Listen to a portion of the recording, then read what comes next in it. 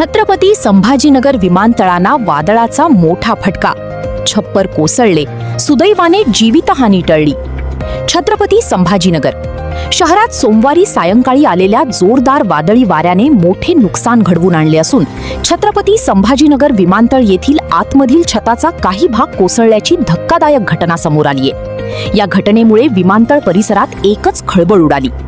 मिळालेल्या प्राथमिक माहितीनुसार वादळाचा वेग अत्यंत प्रचंड असल्याने विमानतळाच्या अंतर्गत संरचनेचे मोठे नुकसान झाले. जोरदार वाऱ्यामुळे छताचे पत्रे आणि काही भाग उखडून खाली पडले. सुदैवाची बाब म्हणजे घटना घडली त्यावेळी विमानतळावर कोणतेही विमान उभे नव्हते, तसेच प्रवाशांची गर्दीही नव्हती.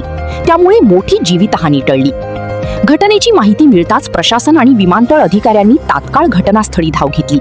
परिसर सुरक्षित करण्यात आला असून नुकसानग्रस्त भागाची पाहणी सुरू आहे. तांत्रिक पथकाकडून नुकसानीचा अंदाज घेतला जात असून दुरुस्तीचे काम युद्धपातळीवर सुरू करण्यात येणार असल्याची माहिती सूत्रांनी दिली.